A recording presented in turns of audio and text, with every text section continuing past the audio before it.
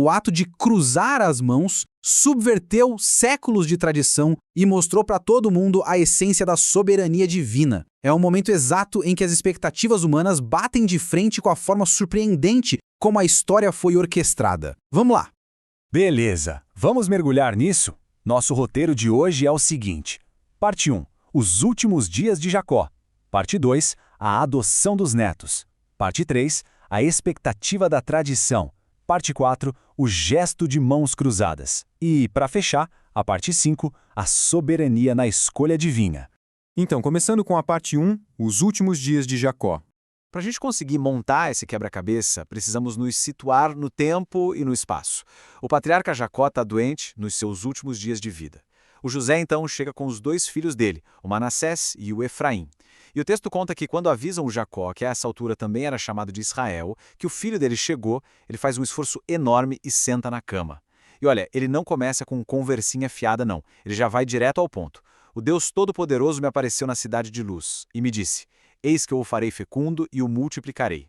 Ele está lembrando a todos ali que aquilo não é só uma divisão de bens, sabe? É a continuidade de uma aliança cósmica gigantesca. As apostas aqui são altíssimas. E é com essa promessa em mente que a gente entra na parte 2, a adoção dos netos. Aqui a coisa fica super interessante. Jacó faz uma manobra familiar surpreendente. Ele diz, na lata, que aqueles 2 meninos nascidos lá no Egito agora seriam dele. O texto diz, Efraim e Manassés serão meus, assim como Rúben e Simeão são meus. Basicamente, ele está adotando os próprios netos. E não é de qualquer jeito. Ele coloca os meninos no exato mesmo patamar dos primogênitos legítimos dele. Na prática, ele está dando para o José uma porção dobrada da herança. Quaisquer outros filhos do José seriam só do José, mas o Efraim e o Manassés agora pertenciam a Israel. Isso nos leva direto para a nossa parte 3, a expectativa da tradição. E isso ilustra brilhantemente um ponto fundamental. Para a gente sacar o impacto do que vai acontecer, a gente tem que lembrar daquela regra de ouro do mundo antigo. O direito estrito do primogênito. Não era só sobre quem nasceu primeiro, era sobre quem ficava com a autoridade espiritual e os recursos da tribo. E a gente tem esse cenário perfeito no quarto de Jacó. De um lado você tem o Manassés. Ele é o mais velho, ele tem o direito biológico, a bênção da mão direita. Do outro lado tem o Efraim, o caçula. Pela lógica tradicional, ele fica em segundo plano, recebendo a bênção da mão esquerda. O palco está todo montado para seguir o roteiro humano tradicional. E aí entra o José. E o José, pessoal, ele é um cara super organizado. Ele é o governador do Egito, ele entende tudo de protocolo, ele sabe que a visão do pai está fraquinha por causa da velhice. Então o que ele faz? Ele tira os filhos dos joelhos do pai, se prostra em reverência com o rosto no chão e organiza tudo milimetricamente. Ele coloca o Manassés à sua esquerda, para ficar bem de frente para a mão direita de Israel, e coloca o Efraim à sua direita, de frente para a mão esquerda. Geometria pura, tudo certinho para garantir que a tradição e a ordem fossem respeitadas à risca. Quando tudo está perfeitamente alinhado com a nossa lógica, a gente chega na parte 4, o gesto de mãos cruzadas. A tensão agora atinge o ápice. Vamos visualizar como isso acontece passo a passo. Primeiro, o José posiciona os meninos lá de forma impecável. Em seguida, Israel estende os braços para proferir aquelas palavras sagradas. E aí, no terceiro passo, do nada, de forma totalmente intencional, Israel cruza as mãos. E ele não fez isso por estar confuso ou não enxergar direito não. O texto é claríssimo. Cruzando assim as mãos, mesmo sendo o Manassés o primogênito. Ele pega a mão direita, que é a mão de maior poder, e coloca na cabeça do Efraim o caçula, e a mão esquerda repousa sobre o mais velho. Num piscar de olhos, esse único movimento físico destrói e reorganiza toda a ordem que o José tinha montado na sala. Dá para imaginar o climão? O choque do José é imediato. O texto diz abertamente que isso não lhe agradou. O José fica tão frustrado que ele tenta corrigir o pai fisicamente. Ele chega a pegar a mão do velho patriarca para tentar tirar da cabeça do Efraim e transferir para o Manassés. A fala do José ecoa o desespero de quando quebram as nossas regras. Não assim, meu pai, pois o primogênito é este. Na cabeça do José, o pai só tinha cometido um erro cerimonial por conta da cegueira. Mas aí vem a resposta de Israel, e é uma demonstração de clareza profética sensacional. Ele recusa a correção do filho e diz: eu sei, meu filho, eu sei. Gente, não tinha engano nenhum rolando ali. Tinha muito propósito. Jacó afirma que o Manassés vai ser grande, vai ser um povo numeroso sim, mas ele decreta com toda a firmeza do mundo que o irmão menor seria maior do que ele e que dele viria uma multidão de nações. Aquele embate físico ali, a mão do filho tentando arrumar a mão cruzada do pai, termina com a vontade soberana simplesmente passando por cima da tradição. Então, o ponto crucial de nossa análise é entender para onde isso aponta, o que nos leva à parte 5, a soberania na escolha divina.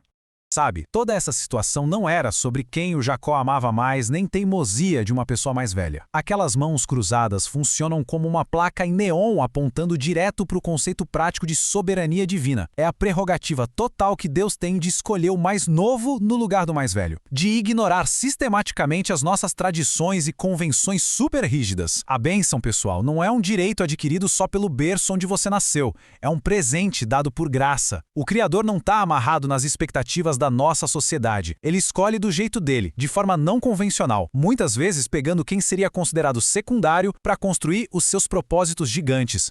E se a gente der um passo para trás e colocar isso numa linha do tempo, a perspectiva fica enorme. Olha o arco dessa promessa. Começou anos e anos atrás, com Abraão e Isaac, onde a gente já via a ordem natural ser invertida. Depois, aquela promessa divina para o Jacó lá em Luz, que ele lembrou no começo da conversa. Agora, no momento desse relato, a tocha não só é passada, como é intencionalmente redirecionada para Efraim e Manassés. E o negócio todo culmina com as palavras finais do Jacó, apontando para o futuro, garantindo que Deus traria aquele povo de volta para a terra dos seus pais. Esse gesto inusitado está cravado numa promessa inquebrável que dura séculos. O que nos traz para uma reflexão final que de verdade a gente não pode deixar passar. O José, um cara inteligentíssimo, o próprio governador do Egito tentou forçar a mão do pai, porque ele confiava tanto na ordem tradicional que quase ficou cego pro agir maravilhoso e divino que estava rolando ali na frente dele. E a grande pergunta é, se a força da tradição conseguiu cegar momentaneamente até um cara como o José, quais são as expectativas modernas, as regrinhas ou estruturas que a gente cria hoje que podem estar nos impedindo de enxergar as escolhas soberanas e não convencionais que continuam acontecendo ao nosso redor? É um baita convite para a gente manter a mente aberta, porque as mãos soberanas muitas vezes se cruzam de maneiras que a nossa lógica nunca conseguiria prever. Pensem nisso e até a nossa próxima análise. Olhando de perto para Gênesis 49. O que temos aqui não é só um texto histórico distante, sabe? É uma verdadeira obra-prima de poesia e profecia e carrega um peso teológico absurdo. Esse capítulo é literalmente uma âncora para o restante de toda a narrativa bíblica. Nós vamos ver como as palavras de um patriarca, ali no seu leito de morte, desenharam o futuro usando imagens super vívidas da natureza. É incrível como ele revela o destino espiritual de toda uma nação. Para começar, pensa bem nessa pergunta. Como as últimas palavras de um pai podem moldar o destino de uma nação inteira? Pois é, lá na antiguidade, a bênção de um patriarca não era só um desejo de boa sorte ou um conselho de despedida, era levado muito a sério. Era como um decreto legal e, acima de tudo, um pronunciamento espiritual irresistível.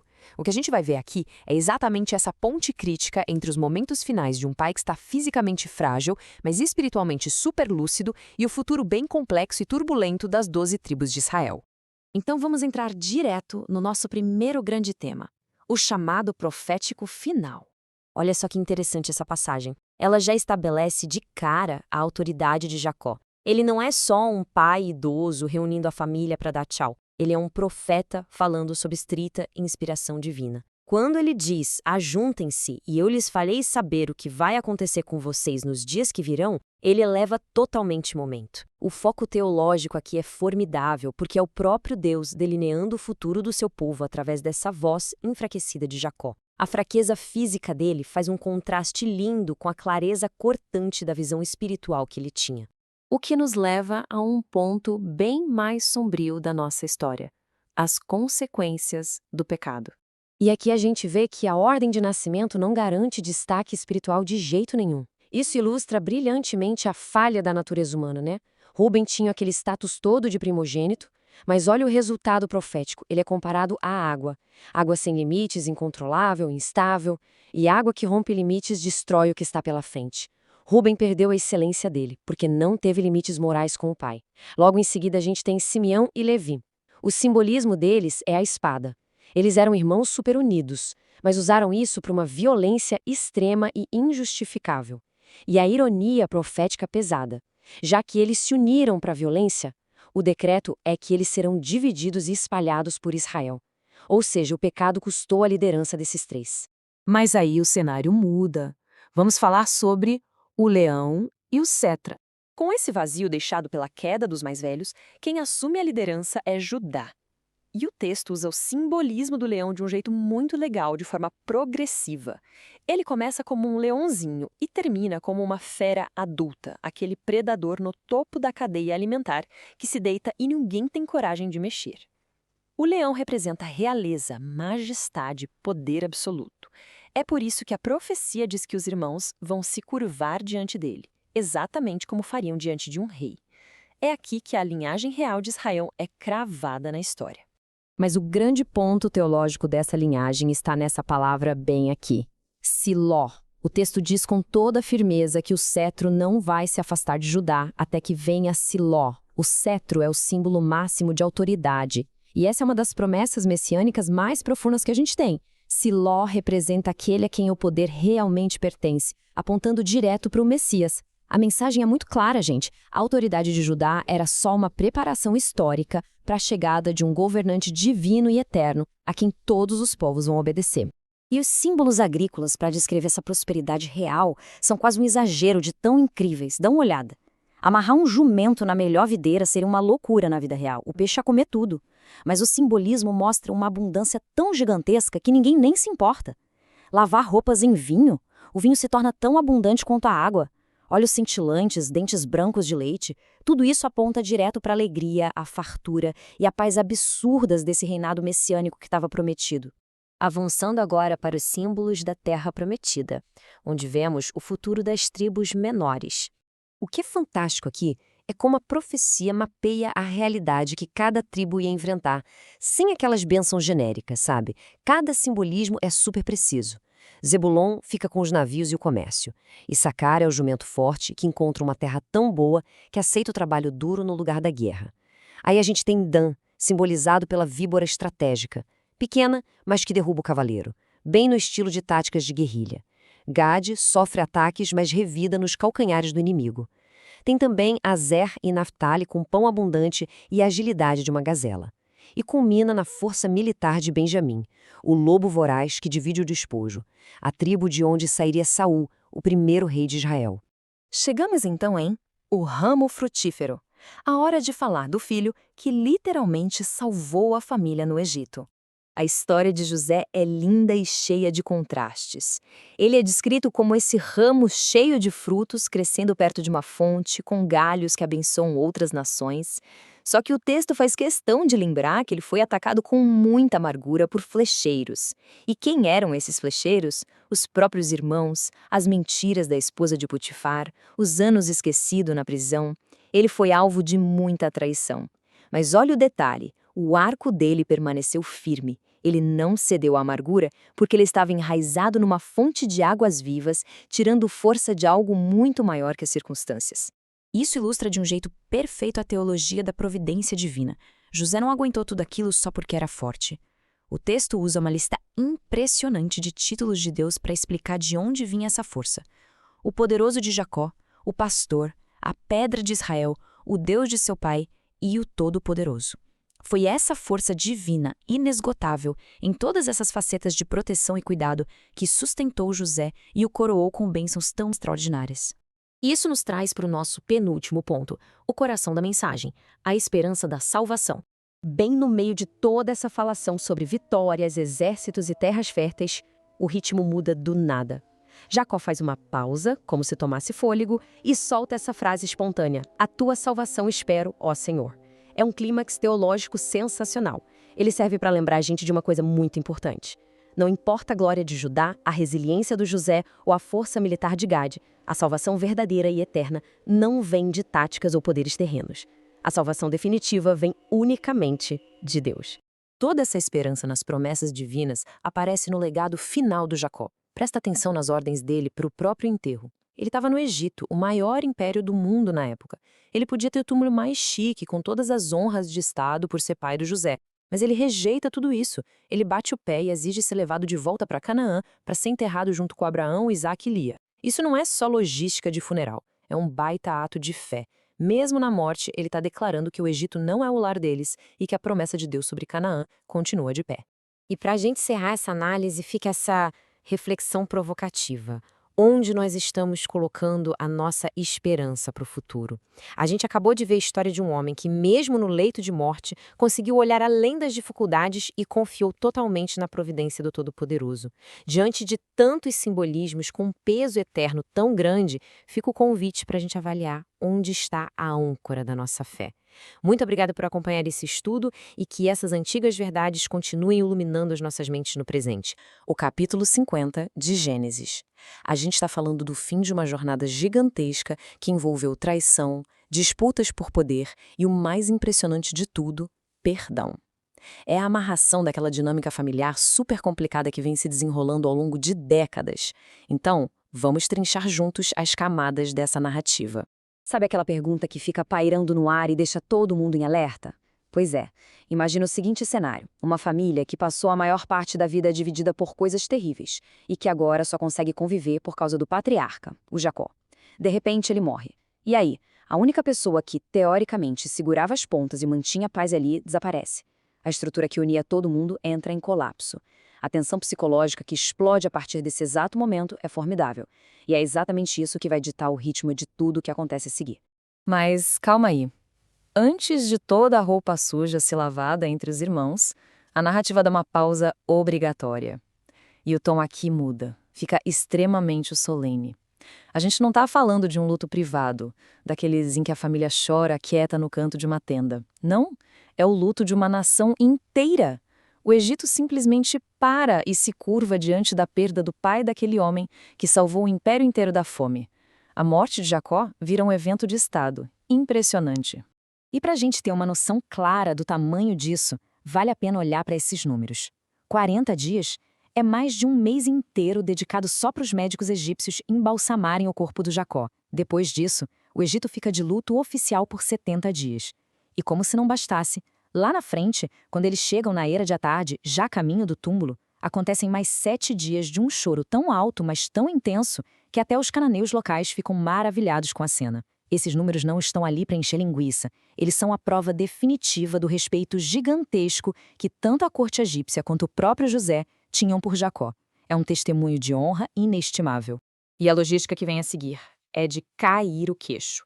Trata-se de um dos maiores cortejos fúnebres registrados na antiguidade. Primeiro, José age com toda a diplomacia e pede permissão ao faraó. O faraó não só libera, como dá apoio total.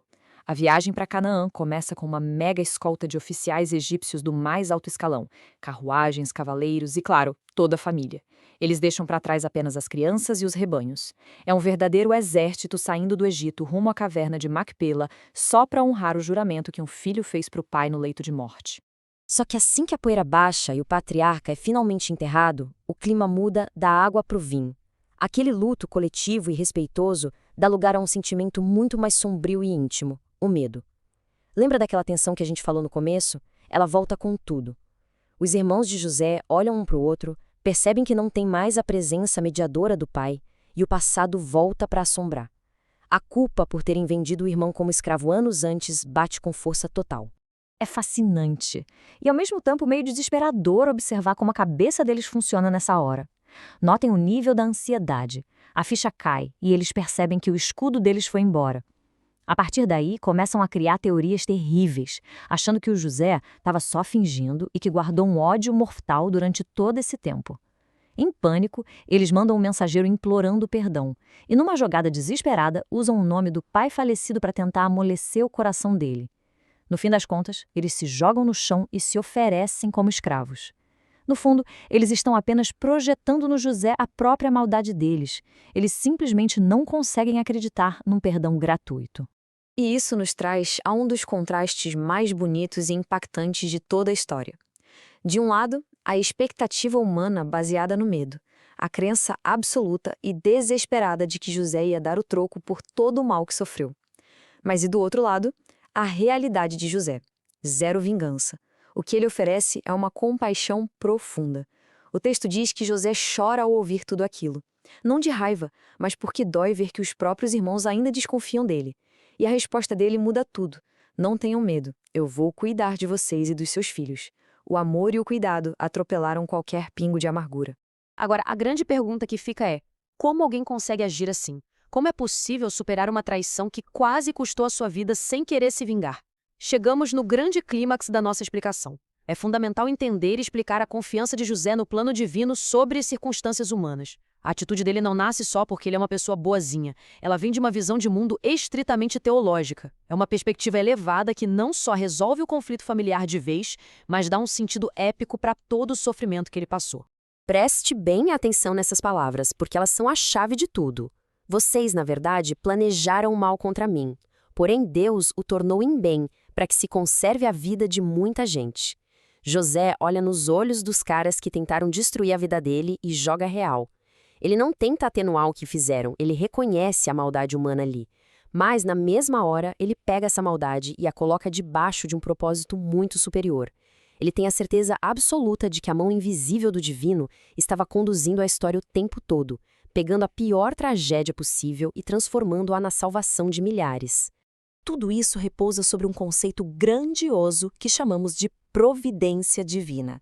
Basicamente, é a ideia de que existe um plano soberano que orquestra tudo e que tem o poder de engolir até mesmo as piores intenções e o livre-arbítrio voltado para o mal, para no fim gerar o bem supremo e a preservação da vida. Quando José pergunta para os irmãos, será que eu estou no lugar de Deus? Ele está literalmente saindo da cadeira de juiz. Ele entende com uma clareza absurda que a vingança não é o trabalho dele. O papel dele ali era ser instrumento de vida, não um carrasco. Com esse conflito gigante finalmente resolvido e o passado curado através dessa poderosa lente da providência, a história dá uma guinada incrível. Entramos na reta final e o clima fica muito mais esperançoso. A narrativa para de olhar para o retrovisor, para as feridas do passado e passa a focar com todo no legado e na esperança brilhante que vem pela frente. 110 anos foi exatamente esse o tempo de vida do José. E pensa bem, ele viveu tempo suficiente para conhecer filhos, netos, bisnetos, ele pegou toda essa criançada no colo. É a prova em números de que, apesar daquele começo traumático e cheio de traições, a vida dele foi abundantemente abençoada. Aquele jovem que um dia foi atirado no fundo de um poço escuro por pura inveja, termina os seus dias cercado por gerações da sua família, na segurança e prosperidade do Egito. Mas mesmo ali no leito de morte, o foco do José não está nas riquezas egípcias que ele acumulou. As últimas palavras dele são de arrepiar. Ele diz com uma convicção incrível: Deus certamente visitará vocês e fará com que saiam desta terra. E nós precisamos dar um destaque muito especial a essa promessa de Deus para as futuras gerações de Israel. A fidelidade divina não morria ali com José. Aquela promessa gigante e fundacional feita lá atrás para Abraão, Isaque e Jacó continuava viva. José sabia com uma clareza profética total que o Egito era só uma sala de espera e nunca o destino final do seu povo. E as instruções finais que ele deixa são um baita testemunho de fé prática. Ele toma 3 passos cruciais. Primeiro, ele tranquiliza a família, garantindo que Deus não ia esquecer deles. Depois, faz o povo todo prestar um juramento solene. E a terceira parte, que é sensacional, ele ordena que quando finalmente chegar o momento de sair do Egito, eles precisam levar os ossos dele junto. Olha só a mente desse cara. Mesmo prestes a ser colocado em um caixão egípcio chique e embalsamado, a verdadeira identidade dele, o coração dele, está completamente ancorado no futuro e na terra prometida. E assim a gente chega ao fim dessa análise extraordinária. Mas a pergunta que precisa ficar ecoando nas nossas cabeças é a seguinte: se a gente adotasse essa mesma visão de mundo do José, de compreender que até o mal e a injustiça podem ser contornados e usados para servir a um propósito divino grandioso e preservar vidas, como é que essa perspectiva mudaria a forma como a gente encara as adversidades e as decepções que vivemos hoje?